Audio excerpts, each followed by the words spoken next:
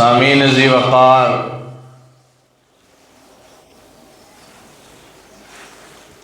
شب لیلۃ القدر کے بعد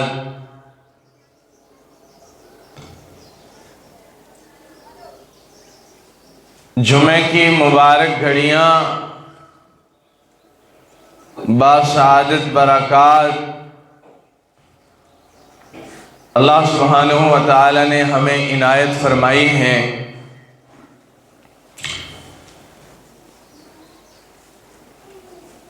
آج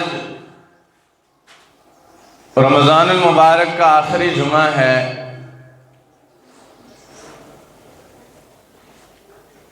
جو اپنے نام کے ساتھ جمعۃ الوداع کے نام سے موسوم ہے،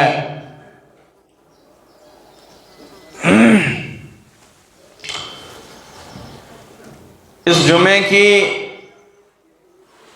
کوئی شرعی خصوصی الگ سے کوئی امتیازی حیثیت تو نہیں، بہرحال رمضان کی ہر ایک گھڑی، رمضان کی ہر ایک سعادت بابرکت ہے، باسعادت ہے۔ رمضان کا ایک دن، رمضان کی ایک گھڑی، رمضان کا ایک لمحہ، رمضان کی ایک نیکی غیر رمضان سے بے انتہا درجے تک بڑھ کر ہوتی ہے۔ رمضان المبارک کے پہلے جمعے کا یوں لگ رہا ہے کہ جیسے ابھی کل پرسوں ہم نے ادا کیا تھا، اور آج رمضان کے آخری جمعے کی گھڑیوں تک پہنچ گئے ہیں۔ اس سے ہمیں اندازہ لگانا چاہیے کہ ہماری زندگی کتنی مختصر ہے۔ اس سے ہمیں اندازہ لگانا چاہیے کہ ہم دنیا میں اور کتنا دن جی سکتے ہیں۔ اس سے اندازہ لگانا چاہیے کہ دنیا کے ساتھ کس حیثیت کے ساتھ دل لگانا چاہیے کہ جو اپنی حیثیت میں نامکمل ہے، اپنی حیثیت میں جھوٹی ہے،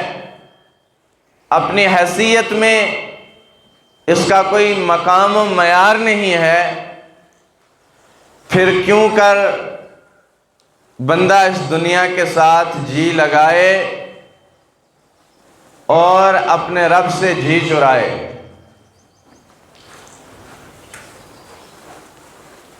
رمضان المبارک کے ان آخری دنوں میں چند گزارشات ہیں، چند مسائل ہیں، چند ضروری باتیں ہیں جو آپ کے سامنے آپ کی گوش گزار کرنا ضروری سمجھتا ہوں۔ وہ اس لیے کہ عید الفطر قریب آتی جا رہی ہے، جہاں ہم اپنے بچوں کے، اپنے گھر والوں کے، اپنے اہل خانہ کے خوشیوں کا دھیان رکھتے چلے جاتے ہیں۔ ہمیں چاہیے کہ ہم اپنے قرب و جوار کے غرباء، مساکین، ان لوگوں کا بھی دھیان رکھیں۔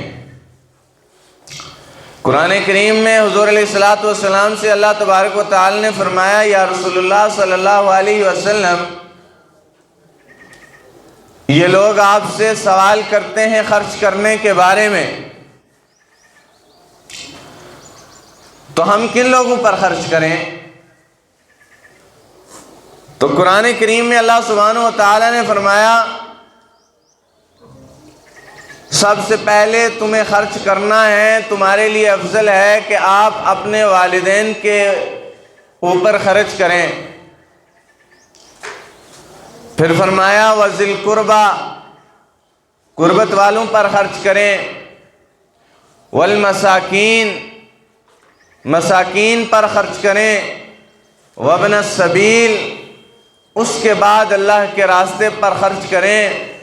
اور یاد رکھیں کہ خرچ کرنا بہتر ہے تمہارے لیے دنیا اور آخرت دونوں میں۔ اللہ تبارک و تعالیٰ نے والدین کا لفظ لا کر اس بات کی واضح وضاحت کی ہے کہ اپنے اہل خانہ کے عزت نفس کا، اپنے اہل خانہ کے اوپر خرچ کرنے کا کتنا بڑا ثواب ہے۔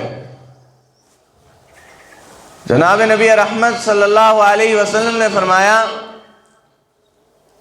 جو لوگ اپنے اہل خانہ کے اوپر خرچ کرتے ہیں ان کے لیے دنیا کے اندر بہترین اجر ہے۔ اس کے بعد حقوق العباد کا خیال رکھتے ہوئے قرآن نے فرمایا وذی القربیٰ، اپنی قرابت والے لوگوں کو۔ یہ جو ایام رمضان کے آخر میں چلتے ہیں، یہاں مالدار صاحب نصاب زکوٰۃ نکالتے ہیں، اس کے بعد فطرانہ نکالتے ہیں، روزے کا فدیہ نکالتے ہیں، خیرات کرتے ہیں۔ جہاں بہت سارے نیک اعمال کیے جاتے ہیں وہاں یہ خیرات کا عمل بھی بہت زیادہ کیا جاتا ہے، لیکن ہم ناآشنا ہیں۔ ہم دور والوں کا خیال رکھتے ہیں، قرابت والوں کا خیال نہیں، ہم پڑوس والوں کا خیال نہیں رکھتے، دور والوں کا رکھتے ہیں۔ میرے ایمانی بھائیوں، اللہ سبحانہ و تعالیٰ کے ہاں سب سے پہلا سوال ہمیں جو ہے پڑوس والوں کے بارے میں پوچھا جائے گا۔ حضور نبی کریم صلی اللہ علیہ وسلم نے فرمایا کہ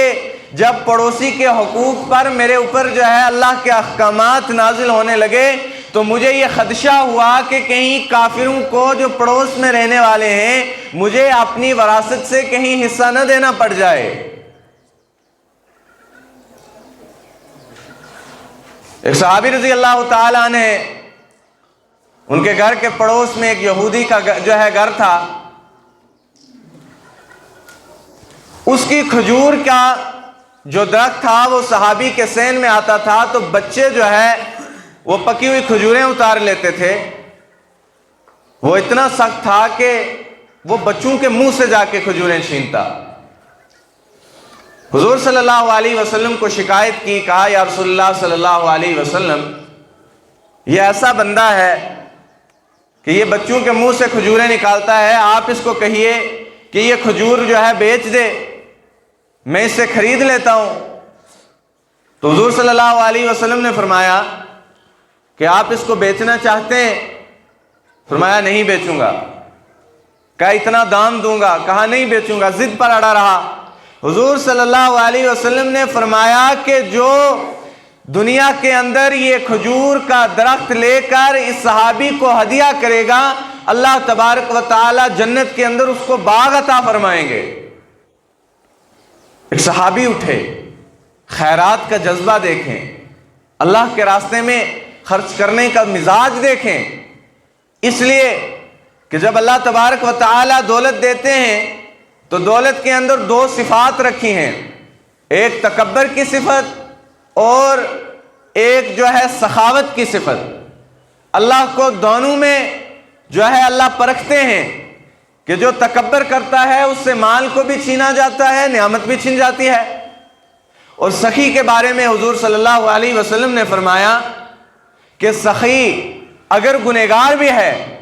سخی اگر گنہگار بھی ہے تو اللہ تبارک و تعالیٰ کو سخی سے محبت ہے، اور کنجوس اگر تہجد گزار بھی ہے تو اللہ تبارک و تعالیٰ کو اس کے ساتھ نفرت ہے۔ اللہ کے نبی صلی اللہ علیہ وسلم نے سخاوت کا مزاج بنایا. اما عائشہ صدیقہ رضی اللہ تعالیٰ عنہ کے گھر میں گوشت بنا. حضور صلی اللہ علیہ وسلم گھر تشریف لاتے ہیں, پوچھتے ہیں عائشہ گھر کے اندر کوئی چیز بچی ہوئی ہے؟ کہا یا رسول اللہ صلی اللہ علیہ وسلم بکری کی ایک ٹانگ ہے, باقی کا سارا اللہ کے راستے میں خرچ کر دیا. حضور صلی اللہ علیہ وسلم نے اما عائشہ صدیقہ سے کہا عائشہ اس بکری کی ٹانگ کو چھوڑ کر باقی جتنا تم نے اللہ کے راستے میں خرچ کیا اس کے اوپر اللہ نے ہمیں اجر دیا ہے.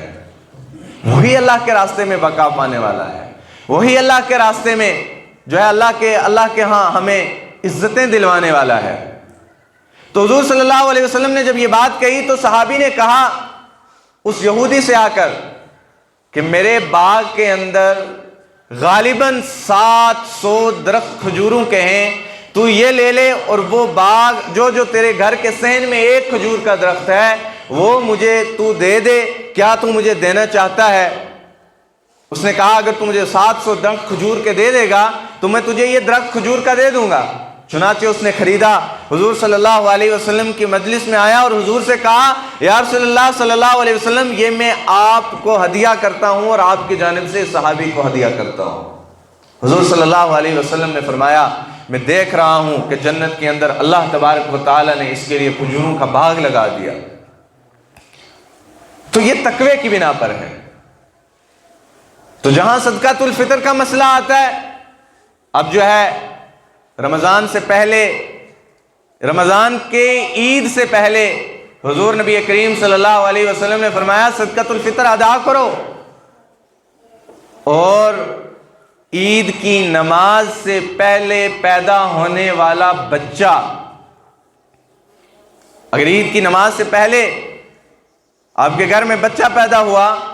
تو فرمایا اس کا بھی صدقۃ الفطر ادا کرنا ضروری ہے. اس کے اوپر اللہ کے نبی صلی اللہ علیہ وسلم نے وعید کتنی سخت سنائی. کہا جو لوگ صاحب نصاب ہیں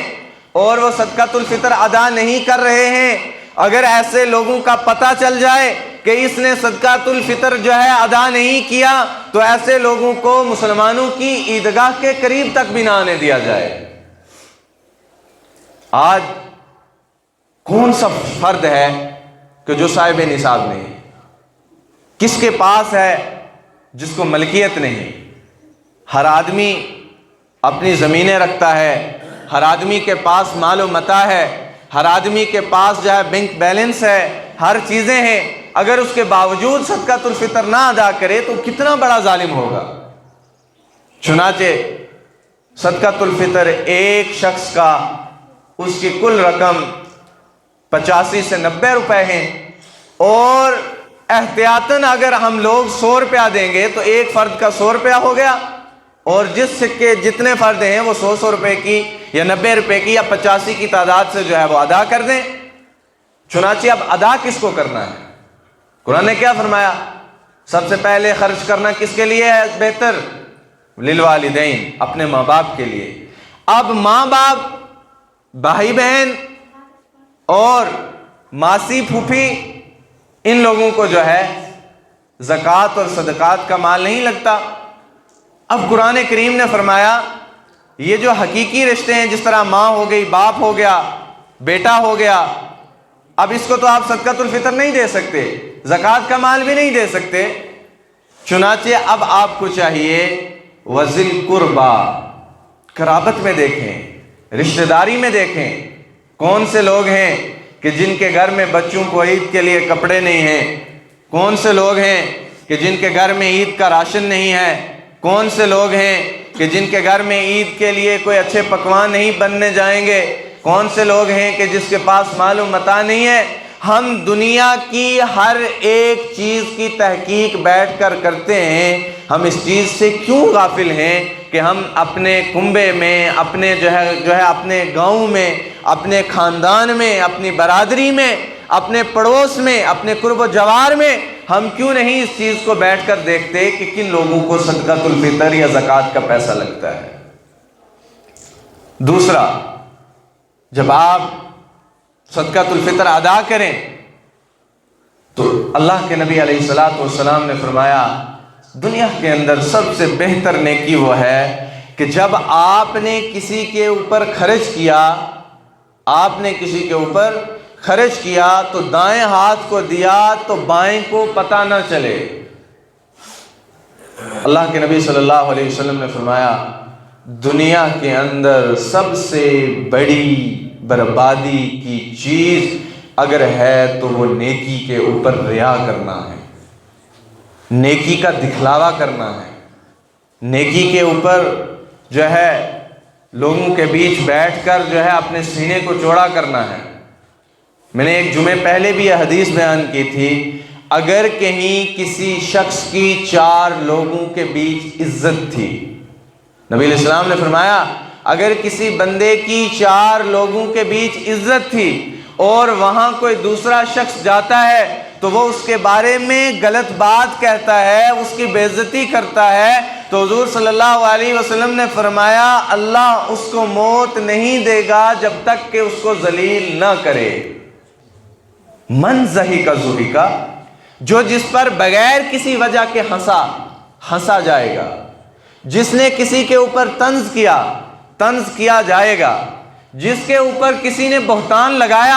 لگایا جائے گا، کسی کے عیب کو ٹٹولا، عیبوں کو اجاگر کیا جائے گا، کسی کے اوپر بہتان لگایا، سزا پائے گا، اور سزا اتنی بڑی پائے گا کہ جناب رسول اکرم صلی اللہ علیہ وسلم نے فرمایا میدان محشر کے اندر اللہ تبارک و تعالی آدم علیہ السلام سے لے کر جناب رسول اکرم صلی اللہ علیہ وسلم تک تمام انبیاء کو کھڑا کریں گے، تمام انبیاء کی صفیں بنیں گی، تمام انبیاء کی امت کی صفیں بنیں گی، پھر اس شخص کے باپ کے نام کے ساتھ، اس کے دادا کے نام کے ساتھ، اس کے پردادا کے نام کے ساتھ اعلان کیا جائے گا فلاں کا بیٹا ناکام ہو گیا اور اس کی ناکامی کی وجہ یہ بن گئی۔ اب دنیا کے اندر اگر کسی بندے کے عیب کو کھولا جائے، کسی کے سامنے اس کے عیب نکل کر سامنے آ جائیں تو کتنا بڑا جو ہے لمحہ فکریہ ہوتا ہے کہ بندہ اس کے سامنے جانے کے لیے تیار نہیں ہوتا۔ حضرت اللہ جل مجدہ، حضرت امام الانبیاء صلی اللہ علیہ وسلم اور انبیاء کے تمام نوع انسان کے باپ جناب آدم علیہ السلام سارے کے سارے، پھر تمام انبیاء کی صفوں کے اندر لوگ ان کے سامنے جب ذلیل کیا جائے گا تو قرآن کریم میں اللہ تبارک و تعالی نے فرمایا اس ذلت کے بعد انسان افسوس کے ساتھ اپنے ہاتھ کو چبائے گا، یہاں تک کہ کندھے تک اپنے ہاتھ کو چبا جائے گا، لیکن اس کو پتہ نہیں چلے گا۔ دوسرا بڑا المیہ یہ ہے کہ رمضان المبارک ختم ہو گیا، اپنے اختتام کو پہنچ گیا، ہمیں اپنا محاسبہ کرنا چاہیے کہ کیا غیر رمضان میں جس طرح ہمارے اندر عیب تھے، جس طرح ہمارے اندر جو ہے غلطیاں تھیں، غیر رمضان میں جس طرح ہم جو ہے اللہ کی نافرمانی کرتے تھے، غیر رمضان میں ہم اللہ کے حکموں کو توڑتے تھے، جناب رسول اللہ صلی اللہ علیہ وسلم کی سنت کو ترک کرتے تھے، کیا رمضان کے اندر بھی ہمارے روزے اسی طرح گزرے؟ کیا ہمارے اندر کوئی تبدیلی آئی؟ محاسبہ کریں، مراقبہ کریں، بیٹھیں۔ اگر ہمارا رمضان سارے کا سارا اس طرح گزر گیا کہ جس طرح ہم نے عام دنوں کو گزارا، پھر ہم میں اور نقصان میں ایک بالشت یا اس سے بھی کم تک جو ہے فاصلہ مکمل رہا، ہم برباد ہو گئے، ہلاک ہو گئے۔ اگر رمضان المبارک میں مسلمان سودی کاروبار کرتا رہا، رمضان المبارک میں ایک دوسرے پر بہتان لگاتے رہے، رمضان مبارک میں گالیاں دیتے رہے، رمضان المبارک میں ایک دوسرے کے اوپر برے القاب سے پکارتے رہے، جناب رسول اللہ صلی اللہ علیہ وسلم نے فرمایا مذاق میں گالی دینے والے اللہ کی نظر میں خنزیر اور بندر کی شکل میں دنیا میں دکھتے ہیں۔ مذاق میں گالی دینے والا، ایک تو تکیہ کلام ہو گیا، بات کے ساتھ گالی دینا، مذاق میں گالی دینا، مذاق میں گالی دینے والوں کے لیے جناب رسول اللہ صلی اللہ علیہ وسلم نے فرمایا مذاق میں گالی دینے والے آسمان سے زمین پر اللہ کو جو ہے بندر اور خنزیر کی شکل میں دکھائی دیتے ہیں، اس کے اوپر سزا۔ حضور صلی اللہ علیہ وسلم نے فرمایا کہ جب بندہ کسی کو گالی دیتا ہے تو اس گالی کے بدلے کے اوپر ایک بچھو قبر کے اندر مسلط کیا جاتا ہے جس کی دنیا کے اندر اس کا قد، اس کی جو ہے مقدار خچر کے برابر ہے، اور جب وہ ڈستا ہے تو 1000 سال تک مسلسل اس کا درد ہوتا ہے۔ اس کا زہر جو ہے آنکھوں سے خون کے ساتھ نکلتا ہے، اور وہ لگاتار اس کو اسی طرح ڈستا رہے گا جب تک کہ گالی کی سزا معاف نہیں ہوگی۔ جہاں حقوق العباد بڑے پیمانے پر پائمال ہیں، وہاں گالی دینا حقوق العباد میں سب سے کم درجے کا، سب سے نچلے درجے کا مسلمان حقوق کو اگر پائمال کرتا ہے تو وہ گالی دے کر۔ گالی حقوق العباد میں ہے۔ میں نے کسی کو گالی دی، آپ نے کسی کو گالی دی، آپ پر اطمینان ہو کے بیٹھ گئے کہ بھائی اب میں نے اس کو معاف کر دیا، اب میں گالی نہیں دوں گا، توبہ کر لی۔ توبہ تبھی قبول ہوگی کہ جس کے ساتھ آپ نے، جناب رسول اللہ صلی اللہ علیہ وسلم نے فرمایا قرب قیامت کے نزدیک ایک جماعت آئے گی جو اپنے ماں باپ پر لعن طعن کرے گی، اپنے ماں باپ کو گالیاں دیں گے۔ صحابہ رضوان اللہ تعالی علیہم اجمعین نے تعجب سے پوچھا یا رسول اللہ صلی اللہ علیہ وسلم کون سے ایسے کم بخت لوگ ہیں جو ماں باپ کو گالیاں دیتے ہیں؟ تو صحابہ نے سوال کرنے پر حضور علیہ السلام نے جواب دیا، اے میرے صحابہ، اے جماعت مقدس، آپ کو بتائیں کہ یہ اپنے ماں باپ کو نہیں، یہ دوسروں کے ماں باپ کو گالیاں دیں گے۔ جب یہ دوسروں کے ماں باپ کو گالیاں دیں گے، وہ مڑ کر اس کو گالی دے گا، تو فرمایا جب آپ اس کو گالی دو گے، دوسرا آپ کو مڑ کر گالی دے گا، تو وہ اپنے ماں باپ پر لعن طعن کرے گا، اپنے ماں باپ کو گالیاں دے رہا ہوگا۔ کتنا بڑا المیہ ہے حق للوالدین۔ فرمایا ایسے لوگوں کی تو لیلۃ القدر میں بھی مغفرت نہیں ہو سکتی۔ تو رمضان المبارک کے چند دن رہ گئے، بہت مختصر سی گھڑیاں، اس کے اندر بیٹھیں، محاسبہ کریں کہ بھائی جو رمضان میں ہم سے غلطیاں ہوئیں، جو رمضان ہمارا جو ہے ایسے غفلت میں گزر گیا، اس کو اللہ معاف کر دے۔ میرے بھائیو، زندگی بہت تھوڑی ہے، الدنیا متاع قلیل، اتنی سی دنیا ہے، اتنی سی زندگی ہے، ایک دم ختم ہو جانے والی ہے۔ آج ہم سارے کے سارے جمعۃ الوداع کے موقع پر بیٹھے ہیں، نہ جانے اگلے سال ہم میں سے کون ہوگا یا نہیں ہوگا۔ بہت سے لوگ تھے جو ہم سے اچھے تھے، بہت سے لوگ تھے جو ہم سے خوبصورت تھے، بہت سے لوگ تھے جو ہم سے نیک تھے، بہت سے لوگ تھے جو ہم سے مالدار تھے۔ موت کھا گئی اور نام تک لینے والا نہیں رہا۔ موت لپیٹ میں لاتی ہے۔ دنیا کے اندر سب سے بڑی بے وفائی کی اگر کوئی چیز ہے تو وہ موت ہے، اور دنیا کے اندر سب سے اصل حقیقت اگر ہے جس کا دنیا کے اندر کافر بھی انکار نہیں کر سکتا، رب کا انکار دنیا میں ہوا، دنیا کے اندر رب کا انکار ہوا، اللہ کو جھٹلا دیا گیا، لیکن موت ایک واحد ایسی چیز ہے کہ جس کا دنیا کے اندر بھی نہیں جھٹلایا جا سکتا۔ تو موت کب آ جائے، کب ہماری گردنوں کو پکڑ لے، کس نے اگلے سال روزے رکھنے ہیں، کس نے اگلے سال رمضان گزارنا ہے، کون ہم میں سے ہوگا، کون نہیں ہوگا، تو اپنے رب کی طرف متوجہ ہوں، اپنے رب کی طرف، اپنے رب کے ساتھ تعلق کو بحال کریں۔ آپ کے اوپر زکوٰۃ فرض ہے تو زکوٰۃ کے پیسے کا تخمینہ لگائیں اور مستحقین تک پہنچائیں۔ آپ کے اوپر جو ہے صدقات اور فطرہ جب آپ نکالیں تو بیٹھ کر، میں تو یہ کہوں گا کہ جس گاؤں میں آپ لوگ رہتے ہیں ایک کوئی فرد اٹھے اور وہ سب کی طرف سے صدقہ فطر جمع کرے، پھر تم سارے کے سارے ہم جو ہے ایک جگہ جمع ہو کر، متحد ہو کر، متفق ہو کر ہم دیکھیں کہ ہمارے رشتہ داروں میں کون سا آدمی ایسا ہے کہ جو صدقہ فطر کا مستحق ہے۔ سارے کے سارے محلے کے پیسے ایک آدمی جا کر اس کے گھر خفیہ طور تک پہنچا دے تاکہ اس کی عزت نفس بھی نہ پائمال ہو، وہ بھی بات کی بچ جائے، اور اس کا گھر بھی چل جائے، اس کے بغیر ہم سارے کے سارے لوگ صاحب نصاب ہیں۔ ہمیں چاہیے کہ ایسے گھروں والوں کی جو ہے ہم صدقے زکوٰۃ سے اٹھ کر بھی جو ہے امداد کریں۔ ان کے گھروں میں جو ہے جو ایسے لوگ ہیں ان کے گھر میں مٹھائی کچھ پہنچا دیں، کچھ کھانے کی چیزیں پہنچا دیں، چاول پہنچا دیں، ان کے گھر میں گوشت پہنچا دیں، تاکہ جب ہم آپ جب عید کی خوشیاں منا رہے ہوں تو کوئی مسلمان ایسا نہ ہو کہ اس کے گھر میں جو ہے وہ خوشی نہ ہو، اس کے گھر میں کوئی چیز اچھی نہ بنے، اس کے بچے دوسروں کے بچوں کو دیکھ کر ان کے دل بیزار ہو جائیں، تو اللہ کی گرفت میں ہم سارے کے سارے آ جائیں۔ تیسری سب سے بڑی بات، جب ہم ان تمام چیزوں کو ایک طرف رکھ کر